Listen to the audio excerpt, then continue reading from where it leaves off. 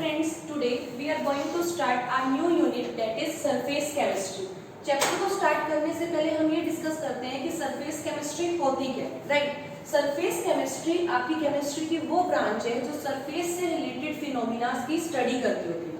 That means we can say that this is the branch of chemistry which deal with the study of phenomena occurring on the surface. अगर हम example की बात करें तो adsorption, catalysis, ये सारे के सारे आपके क्या होते हैं, सरफेस फिनोमिना होते हैं, राइट। जब भी आप किसी सरफेस फिनोमिना की स्टडी कर रहे हो तो उसका रिजल्ट आपका तभी सेटिस्फैक्टरी होगा जब आपका जो सरफेस है वो अल्ट्रा क्लीन होगा, राइट। अगर हम मेटल की बात करें, हम मेटल के सरफेस पे किसी फिनोमिना को स्टडी करना चाहते हैं तो उसके रिजल्ट के लिए हमें मेटल के सरफेस को अल्ट्रा क्लीन करना पड़ेगा। और हम मेटल के सरफेस को अल्ट्रा क्लीन कैसे कर सकते हैं? By placing in the vacuum of the order of 10⁻⁸ to 10⁻⁹ pascal. And similarly अगर हम अदर सॉलिड की बात करें तो उसके सरफेस पे जो गैसेस पार्टिकल एब्जॉर्ब्ड है उसको हम कैसे रिमूव कर सकते हैं? By placing it in a vacuum, right. Basically इस चैप्टर को हम तीन कैटेगरी में क्लासिफाई कर सकते हैं। फर्स्ट वन हम पढ़ेंगे एड्सॉर्प्शन, सेकंड हम पढ़ेंगे कैटालिसिस एंड थर्ड हम पढ़ेंगे कोलॉइड्स। तो आज हम पढ़ते हैं एड्सॉर्प्शन के बारे में। तो एड्सॉर्प्शन को समझने के लिए हम एक एग्जांपल लेके चलते हैं। अगर मैं पीस ऑफ चॉक लेती हूँ और उसको इंक में डिप करती होती हूँ तो आप क्या नोट करते होते हो? जो चॉक का सरफेस है वो आपका क्या हो जाएगा? कलर्ड हो जाएगा, राइट। तो ये जो प्रोसेस हुआ ना, इसको आप क्या बोलते हो? एड्सॉर्प्शन बोलते हो। That means we can say that adsorption is the process of attracting or retaining the molecule on the surface of any solid or liquid. As a result, there is increase in the concentration of molecule on the surface of solid. तो adsorption में basically दो चीज होती है। First one is adsorbate and second one is adsorbent. तो अब एड्सोर्बेट और एड्सोर्बेंट क्या होते हैं? तो आपका जो एड्सोर्बेट है वो सब्सटेंस होता है जो किसी सरफेस के ऊपर एड्सॉर्ब हो गया, right. This is that substance which get adsorb. जबकि एड्सोर्बेंट वो सब्सटेंस है जिसके ऊपर कोई भी सब्सटेंस क्या हुआ? Adsorb. That is on which adsorbate get adsorb. अगर हम एग्जांपल की बात करें तो मैंने अभी आपको बताया था a piece of chalk is dipped in a ink. तो इंक क्या हो रहा है?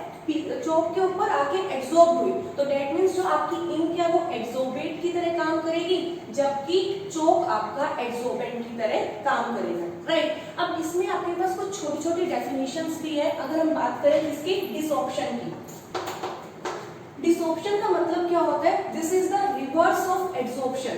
दैट मींस जब आप एड्सोर्बेट को एड्सोर्बेंट से अलग कर देते हो, रिमूव कर देते हो, तो उस प्रोसेस को आप क्या बोलोगे? डिसॉर्प्शन बोलोगे, राइट। और एक और प्रोसेस है that is the occlusion.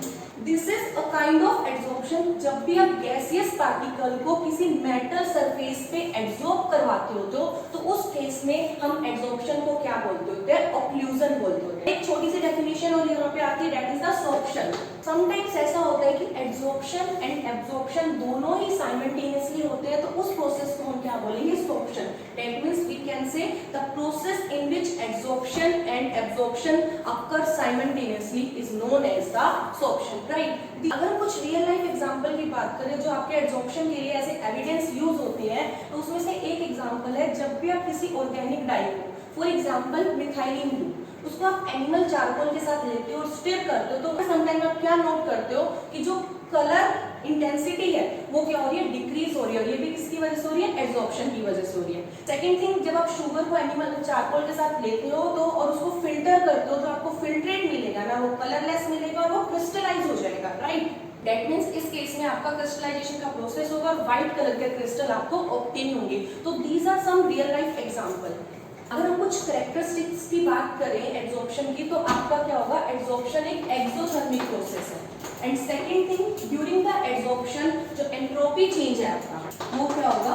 Negative होगा। अब हम प्रूव करते हैं कि आपका एड्सॉर्प्शन एक्सोथर्मिक प्रोसेस कैसे, राइट। जब भी आपके किसी सरफेस पे एड्सॉर्प्शन का प्रोसेस कैरी आउट हो रहा है तो उस टाइम पे जो रेजिडुअल फोर्सेस आपके एग्जिस्ट कर रहे हैं on the surface of adsorbent वो क्या हो जाएंगे? डिक्रीज हो जाएंगे।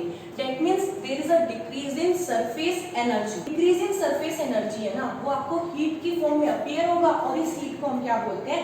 हीट ऑफ एड्सॉर्प्शन बोलते होते हैं। That's why we can say adsorption is exothermic process. और इसी बात को हम गिब्स फ्री एनर्जी की टर्म में भी क्या कर सकते हैं, प्रूव कर सकते हैं। तो हमें पता है डेल जी यानी कि Gibbs free energy is equals to del H minus T del S, right. तो मैंने आपको ये बताया कि जब भी आपका एड्सॉर्प्शन का प्रोसेस कैरी आउट होता है उस केस में आपकी जो एंट्रोपी है वो क्या हो जाती है, डिक्रीज हो जाती है। दैट मींस एंट्रोपी क्या हो जाएगी, नेगेटिव। तो हम डेल एस को क्या लिख सकते हैं, del S is equals to negative. Put करें इस इक्वेशन में तो del G is equals to del H minus T minus del S, minus minus plus हो जाएगा तो इक्वेशन क्या बन जाएगी, del g is equals to del h plus t del s, right. अब हमें पता है किसी भी प्रोसेस के स्पॉन्टेनियस होने के लिए del g का नेगेटिव होना कंपल्सरी है। दैट मींस एड्सॉर्प्शन का प्रोसेस तभी कैरी आउट होगा जब इस केस में आपकी जो गिब्स फ्री एनर्जी है वो क्या हो जाएगी, नेगेटिव हो जाएगी। तो वो तभी पॉसिबल है जब डेल एच आपका क्या हो, नेगेटिव हो और साथ ही साथ जो आपका डेल एच है ग्रेटर देन क्या हो, T del S, right. But ये सिचुएशन आपकी बिगिनिंग तक तो ट्रू रहती होती है, लेकिन जैसे जैसे आपका टाइम पास होता है तो डेल एच आपका डिक्रीज होना स्टार्ट हो जाता होता है और जो टी डेल एस है वो आपका क्या होगा, इंक्रीज होगा और अल्टीमेटली एक स्टेज ऐसी आएगी जहां पे del H is equal to क्या हो जाएगा, टी डेल एस, और उस टाइम पे जो डेल जी है वो आपका जीरो के इक्वल हो जाएगा और इस कंडीशन को हम क्या बोलते हैं, एड्सॉर्प्शन इक्विलिब्रियम। अब हम बात करते हैं मैकेनिज्म ऑफ एड्सॉर्प्शन की। दैट मींस आपका एड्सॉर्प्शन का प्रोसेस कैसे कैरी आउट होगा। तो मैकेनिज्म ऑफ एड्सॉर्प्शन को समझने के लिए हम एक बीकर कंसीडर करके चलते होते हैं और हम एज्यूम कर लेते हैं कि बीकर के अंदर आपके पास कोई भी लिक्विड है। तो लिक्विड के जो मॉलिक्यूल है on the surface as well as interior of liquid, तो दोनों मॉलिक्यूल की जो कंडीशन होगी ना वो डिफरेंट डिफरेंट होगी। तो हम एज्यूम करके चलते हैं कोई एक मॉलिक्यूल ले लिया हमने interior of the liquid, right. तो ये जो मॉलिक्यूल है चारों तरफ से अदर मॉलिक्यूल से क्या है, सराउंडेड है। तो दैट मींस जो इस पे inter molecular forces of attraction लग रहा है वो ऑल डायरेक्शन में क्या लग रहा है, इक्वल लग रहा है। दैट मींस जो नेट इस पे पुल होगा, नेट जो इंटरमॉलिक्यूलर फोर्स ऑफ अट्रैक्शन होगा वो जीरो हो जाएगा। जबकि अगर हम कोई मॉलिक्यूल सरफेस पे कंसीडर करते हैं तो उसकी कंडीशन इससे टोटली क्या होगी, डिफर होगी। तो अगर हम सरफेस के मॉलिक्यूल की बात करें तो जो सरफेस का मॉलिक्यूल है large number of liquid molecule जो कि इंटीरियर में उससे सराउंडेड है, जबकि few number of vapour molecule जो आउटसाइड है उससे सराउंडेड है। तो इसी रीजन से जो मॉलिक्यूल पे इंटरमॉलिक्यूलर फोर्स ऑफ अट्रैक्शन लग रहा है इनवर्ट साइड वो क्या होगा, आपका ज्यादा होगा, राइट। जिसकी वजह से ये जो मॉलिक्यूल है सरफेस टेंशन को फील करेगा और इस अनबैलेंस्ड फोर्स की वजह से जो आपका सरफेस पे मॉलिक्यूल है उसके पास फ्री बैलेंसी हो जाएगी और वो बाहर के मॉलिक्यूल को अपनी तरफ अट्रैक्ट कर पाएगा। तो एड्सॉर्प्शन का प्रोसेस आपका क्या होगा, कैरी आउट होगा। तो now we will distinguish between adsorption and absorption. अब इसमें डी और बी का डिफरेंस नहीं है, ये तो इंग्लिश के लिए, लेकिन अगर हम केमिस्ट्री की लैंग्वेज में बात करें जो आपका एड्सॉर्प्शन है ना वो एक क्या है, सरफेस फिनोमिना, जबकि एब्जॉर्प्शन आपका क्या है, बल्क फिनोमिना, राइट। और सेकंड डिफरेंस की बात करें तो एब्जॉर्प्शन के दौरान जो मॉलिक्यूल की कंसंट्रेशन होती है ना वो सरफेस पे ज्यादा होती है एज कंपेयर टू बल्क, जबकि एब्जॉर्प्शन के दौरान जो मॉलिक्यूल की कंसंट्रेशन है थ्रू आउट द मटेरियल क्या रहती है, सेम रहती है। तो क्या लिख सकते हैं, कंसंट्रेशन इंक्रीजेस ऑन सरफेस, जबकि यहाँ क्या लिखेंगे, concentration of molecule through out remain same. और अगर थर्ड डिफरेंस की बात करें, एब्जॉर्प्शन की जो रेट होती है वो बिगिनिंग में तो ज्यादा होती है, लेकिन जैसे जैसे आपका टाइम स्पेंड करेगा तो इसकी रेट क्या हो जाएगी, डिक्रीज हो जाएगी। जबकि एब्जॉर्प्शन के केस में जो रेट है अगेन वो थ्रू आउट क्या रहेगी, सेम रहेगी। तो इसकी जो रेट होगी इन बिगिनिंग क्या होगी, इंक्रीज, और एट द एंड क्या हो जाएगी, डिक्रीज। कब तक, अनटिल इक्विलिब्रियम अटेन। इस केस में रेट आपकी क्या रहेगी, थ्रू आउट सेम, राइट। तो these are the difference between adsorption and absorption.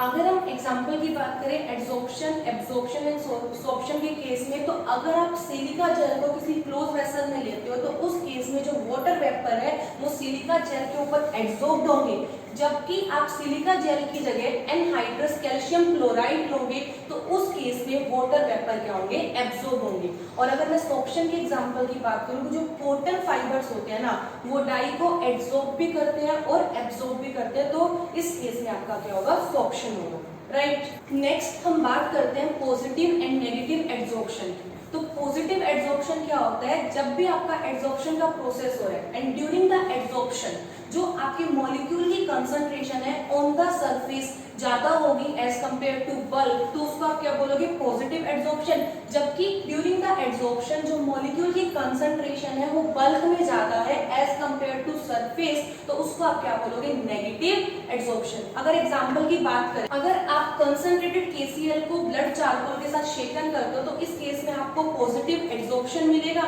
जबकि आप डाइल्यूटेड KCl को ब्लड चारकोल के साथ शेकन करते हो तो इस केस में आपको नेगेटिव एब्जॉर्प्शन मिलेगा। Now we have the factor affecting the adsorption. Again there are various factors on which the process of adsorption take place. Our first factor is nature and surface area of adsorbent, right? अगर second factor की बात करें, this is the nature of gas that get adsorbed, right? अगर third factor की बात करें तो third factor है टेम्परेचर, फोर्थ फैक्टर है pressure, fifth factor is the activation of the surface of adsorbent. सबसे पहले हम बात करते हैं हमारे फर्स्ट फैक्टर की, that is nature and surface area of the adsorbent. कई बार ऐसा देखा गया है कि जो आपकी डिफरेंट गैस होती है वो सेम सॉलिड पे डिफरेंट एक्सटेंट में एड्सॉर्ब्ड होती है, तो ये आपका किस पे डिपेंड करता है, सरफेस एरिया पे डिपेंड करता होता है। दैट मींस जितना ज्यादा आपका सरफेस एरिया प्रोवाइड होगा उतना ही ज्यादा आपका क्या होगा, एड्सॉर्प्शन हो जाएगा। तो हम ये कह सकते हैं कि surface area is directly proportional to the adsorption.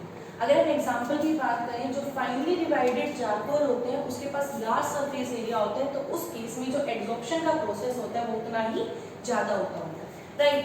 अगर हम सेकंड फैक्टर की बात करें तो हमारा सेकंड फैक्टर है nature of gas that get absorbed, right. तो हम यहाँ पे गैस की बात करें तो इस केस में हमारे पास कौन सा फैक्टर एग्जिस्ट करेगा, that is the critical temperature. तो किसी भी गैस का जितना ज्यादा क्रिटिकल टेम्परेचर होगा उतना ही ज्यादा आपका क्या होगा, एड्सॉर्प्शन होगा, राइट। और हमें पता है क्रिटिकल टेम्परेचर क्या होता है, क्रिटिकल टेम्परेचर वो टेम्परेचर होता है जिसके बाद आप किसी भी गैस को लिक्विफाई नहीं कर सकते, आप कितना भी प्रेशर अप्लाई करो, राइट। और हमें ये भी पता है कि more will be the critical temperature more will be the liquefaction of A gas. हम ऐसे भी कह सकते हैं कि जितनी ज्यादा या जितनी इजीली कोई गैस लिक्विफाइड होगी उतना ही ज्यादा आपका क्या होगा, एड्सॉर्प्शन होगा, राइट। अगर हम हमारे थर्ड फैक्टर की बात करें तो थर्ड फैक्टर क्या है, टेम्परेचर। तो जैसे जैसे आप टेम्परेचर को इंक्रीज करोगे आपका एड्सॉर्प्शन क्या हो जाएगा, डिक्रीज हो जाएगा। ये एक जनरल बात है, लेकिन हम टेम्परेचर के फैक्टर को दो केस में डिस्कस करते होते हैं, एक फिजिकल एड्सॉर्प्शन के केस में और दूसरा केमिकल एड्सॉर्प्शन के केस में, और दोनों केस में इसका जो इफेक्ट होगा वो क्या होगा, डिफरेंट होगा। तो अभी हम जनरली डिस्कस कर रहे हैं और मैंने भी आपको क्या बताया, ऑन इंक्रीजिंग द टेम्परेचर आपका क्या हो जाएगा, एड्सॉर्प्शन डिक्रीज हो जाएगा। कैसे, हम कोई गैस लेके चलते हैं, वो किसी सॉलिड सरफेस पे क्या होगी, एड्सॉर्ब होगी, राइट। तो वो इक्विलिब्रियम में एग्जिस्ट करेगी, क्या, gas adsorb on solid plus heat, right. यहाँ दो प्रोसेस होंगे, फर्स्ट वन इज कंडेंसेशन और सेकेंड आपका क्या होगा, इवेपोरेशन, राइट। और हमें पता है कि जो आपका एड्सॉर्प्शन का प्रोसेस है वो क्या है, आपका एक्सोथर्मिक प्रोसेस, राइट। और अगर आप टेम्परेचर को इंक्रीज कर लो दैट मींस आप हीट को क्या कर लो, प्रोवाइड कर लो, और जैसे आप हीट को प्रोवाइड करोगे तो आपका जो इक्विलिब्रियम है वो बैकवर्ड डायरेक्शन में क्या हो जाएगा, शिफ्ट हो जाएगा। और अगर वो बैकवर्ड डायरेक्शन में शिफ्ट हो जाएगा तो वो एड्सॉर्प्शन की रेट को क्या कर देगा, कम कर देगा। तो अगर हम नेक्स्ट फैक्टर की बात करें तो हमारा नेक्स्ट फैक्टर है प्रेशर, और जैसे जैसे आप प्रेशर को इंक्रीज करते हो आपका एड्सॉर्प्शन भी क्या होगा, इंक्रीज होगा, चाहे वो फिजिकल एड्सॉर्प्शन है चाहे वो केमिकल एड्सॉर्प्शन है। दोनों ही केस में ऑन इंक्रीजिंग द प्रेशर आपका एड्सॉर्प्शन क्या हो जाएगा, इंक्रीज हो जाएगा।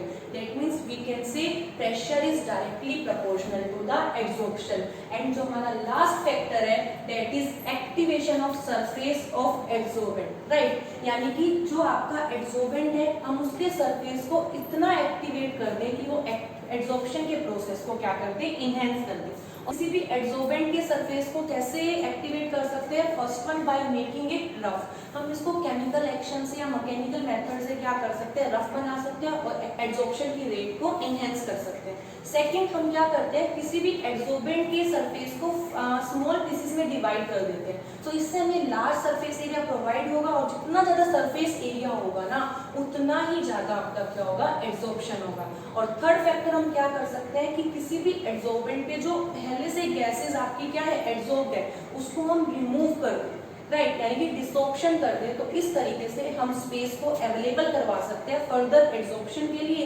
हम आपका क्या करेंगे, एड्सॉर्प्शन की रेट को इनहेंस कर सकते हैं।